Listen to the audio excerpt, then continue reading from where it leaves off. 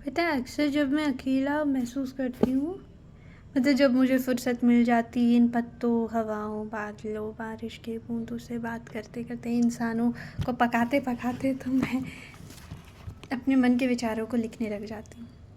और अक्सर उसी वक्त मैं कृष्ण जी से बात करने लग जाती हूँ। तो मुझे अचानक से मिल गया ये छोटा सा लिखा हुआ पीस। तो उम्मीद करती हूँ कि आपको सुन कर के अच्छा लगेगा, क्योंकि मैं समझती हूँ कि जिस तरीके से मैं अपने आप को प्रियतमा मानती हूँ उस कृष्ण की, आप भी अपने आप को उनकी पत्नी, उनकी प्रियतमा, उनकी चहेती मानती होंगी। और इससे अच्छा और क्या हो सकता है कि एक गोपी दूसरे गोपी की मन की बातें सुने, समझे, क्योंकि कृष्ण जी की बातें करने से प्रेम और गहरा होता है, ऐसा मेरा मानना है। भला किसी की मोहब्बत में ऐसा क्या लूट लिया हमने, भला किसी की मोहब्बत में ऐसा क्या लूट लिया हमने, स्वामी कि तुम मुझे ही मुझसे लूट रहे हो। स्वामी कौन स्वामी? जी हाँ, वही कृष्ण जी। चैन वैन दिवस रैन तो सब छीन ही लिया, अब नैन भी तुझी को ढूंढती फिर रही है। पता है प्रियतम, गुरुजी ने तुझको मुझसे मिलाया था, अब कहीं छोड़ के तो मत जाओ। याद है ना कि वो तुम्हारी पत्नी हूँ मैं, याद है ना स्वामी वो विवाह, कहीं तुम मुझे भूल तो नहीं गए ना स्वामी। पता है कभी कभी तेरी राह देखते देखते इतना खींच जाती हूँ कि जी में आता है कि तुम्हें गालियाँ दूँ, पर देखो ना स्वामी, गाली के बजाय तुम पर उल्टा प्यार आने लग जाता है। पता है प्रियतम, तुम जब मिलोगे ना, मैं तो सबसे पहले तुमसे नज़रें ही फेर लूँगी। मैं भी तो देखो किसकी नज़रों से मिलने के लिए तुम्हारी नज़र आतुर होंगी। मैं तुमसे बात तक नहीं करूँगी। जी में आएगा कि तुम्हें पूछूं, डांटूं और पूछूं कि इतनी देर तुमने क्यों लगा दी आने में, पर मैं तुमसे पूछूंगी भी नहीं। जी में आएगा कि तुम्हारी उंगलियों को पकड़ूं कस के कि छोड़ूं ही नहीं, पर फिर भी तुम्हारी सजा ये होगी कि मैं उस वक्त तुम्हारी तरफ मुड़ूंगी भी नहीं। तुम जब जाओगे ना, आओगे ना प्रियतम, तो मैं चुप हो जाऊंगी, आंखें मूंद लूंगी, कान बंद कर लूंगी, ठहर जाऊंगी बर्फ की तरह, किसी पत्थर की तरह, और जम जाऊंगी और सांसें भी थम जाएंगी। ये तुम्हारे छुअन की देन होनी चाहिए, यानी कि जब कृष्ण जी आएंगे और मुझे छुएंगे, तब मैं शिला की तरह जम जाऊंगी, मेरे सांस थम जाएंगे। वो कितना सुहावना क्षण होगा ना।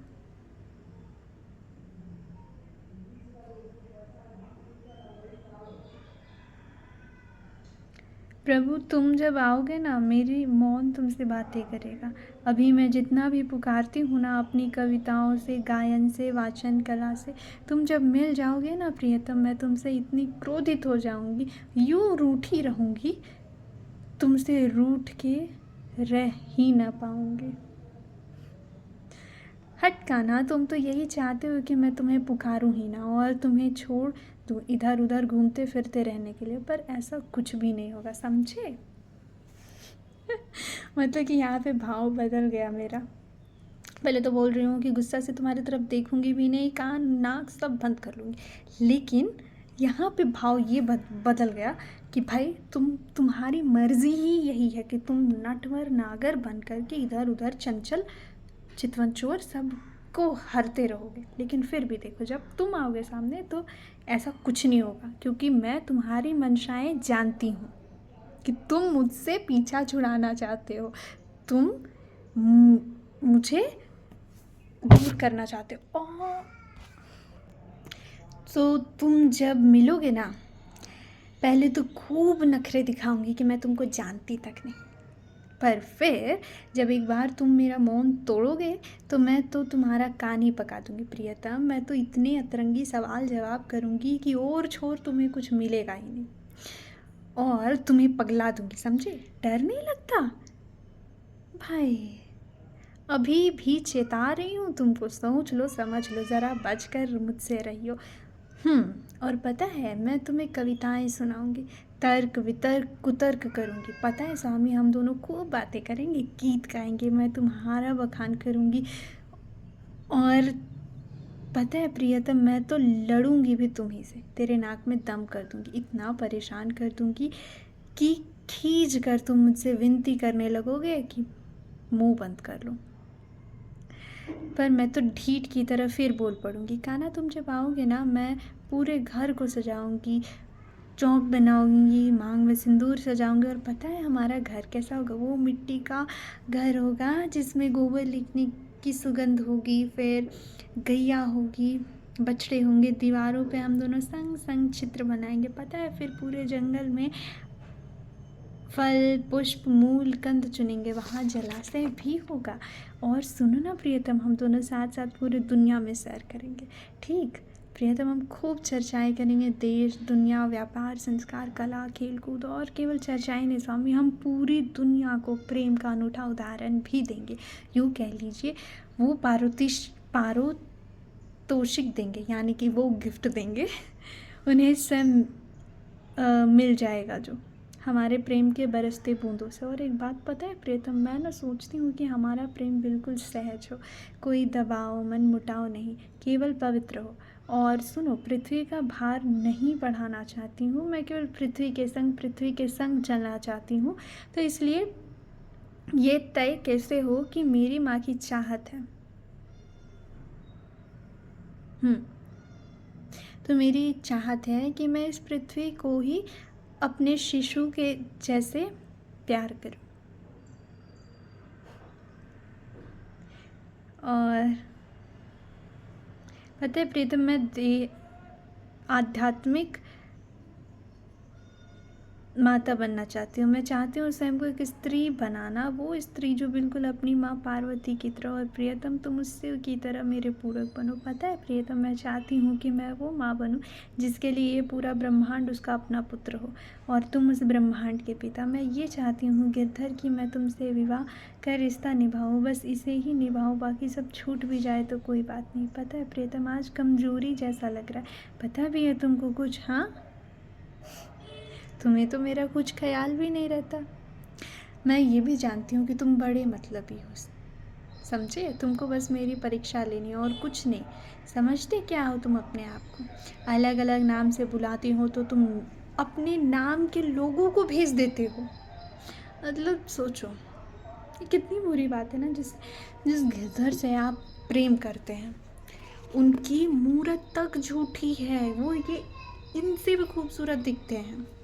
लेकिन ये अच्छी भी बात है कि मूरत ही जब इतनी खूबसूरत है तो वो कितनी खूबसूरत होंगे। लेकिन ये कितनी बुरी बात है ना कि जितने नाम दुनिया वाले जानते हैं उनके, वो उनका असली नाम है ही नहीं। और उनका जो रूप दुनिया बनाते आई है, ये उनका केवल काल्पनिक रूप है, असली रूप तो है ही नहीं। तो मतलब कि जिस प्रियतम से तुम्हें प्रेम है ना, तो तुम्हें उनका पता है, ना तो उनका नाम पता है, ना तो उनका चेहरा, ना तो शक्ल सूरत रंग चाल ढंग, कुछ भी तुमको पता नहीं। कितना मुश्किल हो जाता है ना अपनी बातें उन तक पहुंचाना। और ऐसे पति को, ऐसे प्रियतम को अपना पति भी मान लेना। और क्या ही पता कि उन्हें कुछ खबर भी हो मेरी या नहीं। पर फिर भी सबसे खूबसूरत यही प्रेम है, यही एकमात्र रिश्ता है जिसे दुनिया को बताने की ज़रूरत नहीं पड़ती, लेकिन हाँ, छुपाने की भी ज़रूरत नहीं पड़ती। जिससे प्रेम है ये जताने की भी ज़रूरत नहीं पड़ती, वो खुद दिख जाता है। तुम बिल्कुल ये तय नहीं कर सकते कि प्रेम उससे है या नहीं है। तुम ना उसे झुठला सकते हो, ना तो तुम उसे ज़बरदस्ती मनवा सकते हो। वो एकमात्र रिश्ता है जो तुम्हारे मानने न मानने, इनकार कर देने और स्वीकारने, इन सब से परे है। तुम मानो तो भी वो है, तुम न जानो तो भी वो है, तुम रहोगे तो भी है, तुम ना रहोगे तो भी है। न तो तुम्हारा अस्तित्व ही मायने रखता है, न ही तो तुम्हारा चला जाना ही मायने रखता है। मायने रखते हैं तो केवल वो प्रियतम जिससे तुम्हें प्रेम है, उनसे जुड़ा हुआ प्रेम जो नित्य निरंतर है। और इसके अलावा हर एक चीज़ परिवर्तन है। अच्छा, मैं आगे पढ़ती हूँ।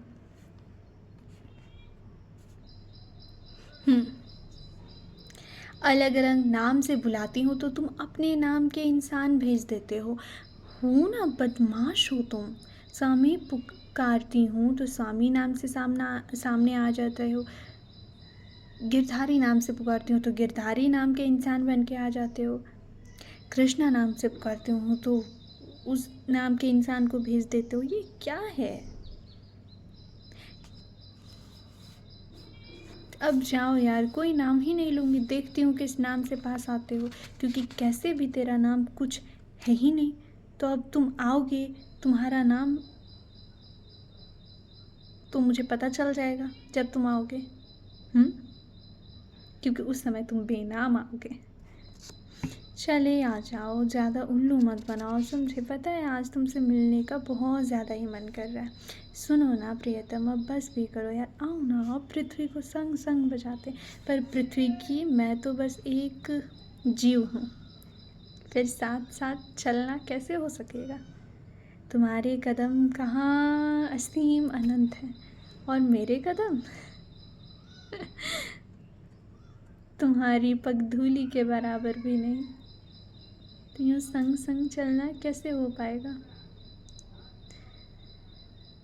तुम्हारे रंग में रच जाना और तुम्हारे इश्क में ढलना कैसे हो पाएगा? गिरधारी,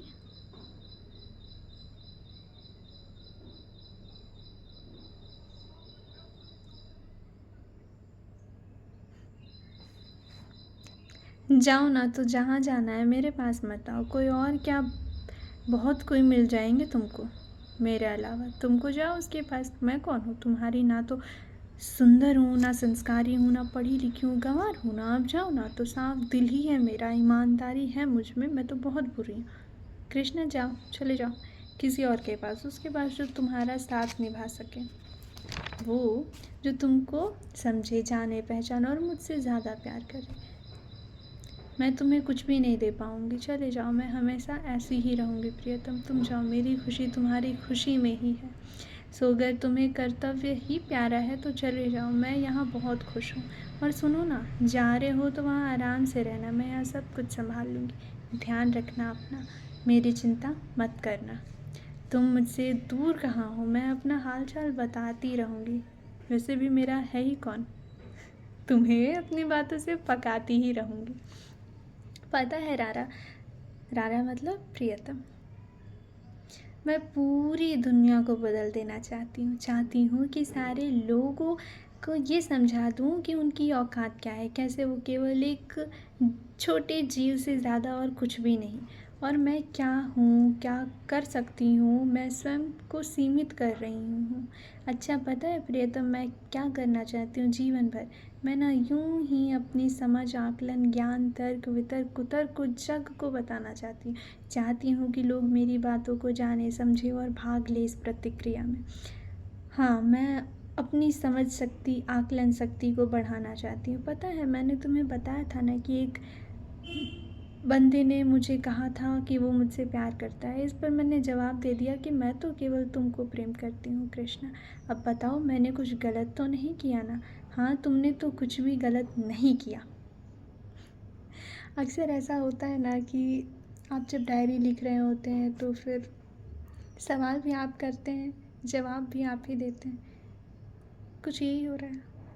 पर तुम अभी भी उससे बात क्यों करती हो? क्योंकि स्वामी वो मेरा दोस्त है। अच्छा, तो अगर दोस्ती है तो दोस्ती तक ठीक है, पर तुम ये बताओ मेरी प्यारी रमा कि तुम आजकल मुझसे बात क्यों नहीं करती हो? क्यों मुझसे बात छिपाने लगी हो? कहाँ छिपाती हूँ मैं तो आपको सब कुछ बताती हूँ। सब कुछ मतलब सब कुछ। पर रमा, तुमने ये बात तो छिपा ली कि उसे तुम याद किया करती हो। और अगर वो तुम्हारी बातें ना सुने तो तुम्हें एक गुस्सा आने लगता है, तुम खींचने लग जाती हो, और तो और तुम अच्छा महसूस नहीं करती हो। ऐसा तो होता ही है प्रियतम। हम्म क्योंकि ये दुनिया है, हम अक्सर माया ठग लेती है। हाँ, ऐसा तो होता ही है प्रियतम, पर इसका अर्थ ये तो नहीं कि मैं उसे चाहने लगूंगी। तुम भी ना स्वामी बड़े चालाक हो, मुझे अपने राहों से हटाने के लिए अच्छा जाल फैला रहे हो। पर सोच लो गिरधर, जो मैं कहीं इन इंसानी लड़कों और गैरों के प्रेम में पड़ गई तो तुझे कौन चाहेगा। बड़े आए मुझे चिढ़ाने वाले। जी पाओगे क्या मेरे बिना? हाँ बोलो। तुम भी ना गिरधर बड़े अतरंगी हो, अपनी प्रियतम को ही फंसाने के लिए जाल बिछाते हो। बड़े आया, अब रुको ना, मैं क्या करती हूँ। वो तुम देखो, सारी लड़कियों को तेरा ही दीवाना बना दूंगी, फिर चारों पहर घिरे रहना उन्हीं प्रियतमाओं से। मैं भी देखती हूँ कैसे वक्त निकालते हो मुझसे मिलने के लिए, और कैसे तुम अपनी प्रीत की डोर निभा पाते हो, या कि उन्हीं प्रियतमाओं के बीच डोलते रहोगे। बहुत परीक्षाएं दे दी मैंने, ज़रा मैं भी तो जानूं मेरा कृष्ण मुझसे कितना प्रेम करता है। मैं भी देखूं कि तुम कान्हा तड़पते हो मेरे लिए, या फिर तड़पते हो। पर सुनो ना, हाँ, बदला वाले खेल छोड़ो हटाओ, ये बताओ कि तुम जब मेरे ही भीतर रहते हो तो तुम वो सब कुछ जानते ही होगे कि मैं तुम्हें कब कब धोखा देती हूँ और कब कब किसी दूसरे को अपने मन में जगह देती हूँ। पर पता है प्रियतम, तुम तो जानते हो मैं जानबूझकर तो तुम्हें धोखा नहीं देती। अब कभी कभार भूल हो जाती है तो तुम माफ़ कर देना। अच्छा पता है, ये माया कभी कभार अगर ठग जाती है, अगर कभी किसी के साथ किसी के प्रति कोई दुर्भावना आ जाए तो मुझे क्षमा कर देना। और एक बात, अब से मैं तुम्हें पुकारूंगी भी नहीं, तुम्हें जब मन करे खुद आ जाना। चलो अब मैं चलती हूँ। वैसे एक बात बताना था तुमको, यही कि जागृति ही मेरे आवाज़ की पहचान है। अगर हाँ तो शायद जागृति में ही मुझे अपना सब कुछ दे देना चाहिए, है ना? हाँ बिल्कुल, ये भी कोई पूछने की बात है वाला। हम और कितना सोच विचार कर रही हो। अच्छा सुनो ना, मेरे लिए कोई तो राह चुनो ना। क्यों धोखेबाजों की तरह यूँ आधी राह में छोड़ जाते हो? कभी तो मंजिल तक साथ चलो ना। कैसे संग संग चलूँ मैं, गिरधारी ने जवाब दिया।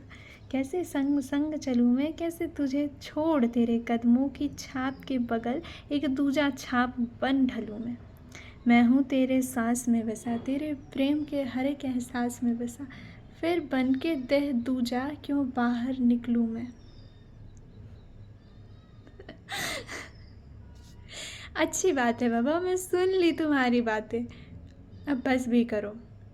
मुझे मासूम पे यूँ प्रेम आघात, यूँ मेरी फिरकी ना लो, मुझे अपने प्रेम में पागल ना कर। पगला तुम रही हो कि मैं पगला रहा हूँ तुमको? एक तो तुम सितम मुझ पे ढाती हो, ऊपर से मुझे मुजरिम ठहरा जाती हो। हट, मैंने तो तुम्हें कभी परेशान नहीं किया। तुमको पता है कान्हा, मैं भी ना कितनी ज़्यादा ही पागल इंसान हूँ, मतलब पूरी की पूरी हूँ। ऐसे कौन ही किसी पे भरोसा कर लेता है? कौन ऐसे पागल के जैसे, और तो और एक कोई भी रैंडम फ्रेंड के साथ यूँ हंसी मजाक कर लेता है। अगर स्वयं को जानना हो तो अपने कोशिका को जान लो, तुम्हें सबका ज्ञान स्वतः हो जाएगा। पता है मैंने ये कब महसूस किया? जब मैंने पाया कि कोशिका यानी कि cell, ribosome, lysosome, ER, Golgi, mitochondria, nucleus, vacuole, plastid होते हैं, और सब के सब उस कोशिका के साथ पूरा इंसान रच जाते हैं। उसके बाद पता चला कि वो थ्योरी है जिससे कि एक सेल में घटित होने वाले, एक कोशिका में घटित होने वाली सारी प्रक्रियाएं किस तरीके से इस पूरे संसार में घटित होती हैं। वो कहते हैं ना, समुद्र के एक बूंद को जान लेने से पूरे समुद्र के खारापन का अंदाज़ा लग जाता है। तुम चाहे तो उस बूंद को जान लो और समुद्र को पहचान लो, या फिर तुम समुद्र के हर एक बूंदों को पढ़ने निकल जाओ, उसे जानने निकल जाओ, उसके बाद फिर एक बूंद में आकर के ठहर जाओ। दोनों बातें एक ही सिक्के के दो पहलू हैं। उम्मीद करती हूँ सखी कि तुम्हारा कुछ दर्द मैं कम कर पाई, क्योंकि मैं भी उसी प्रियतम के लिए तरसती हूँ जिसके लिए तुम तरसती हो। और यूँ आपस में बात कर लेने से जैसे दुख और गहरा हो जाए। और वो कहते हैं ना, दुख के गहरे विरह के तपन में ही प्रेम और परिपक्व होता है। तो थोड़ा मुस्कुरा लो, क्योंकि उसी प्रियतम की दीवानी मैं भी हूँ और तुम भी हो। न जाने वो प्रियतम किसे कब अपना ले।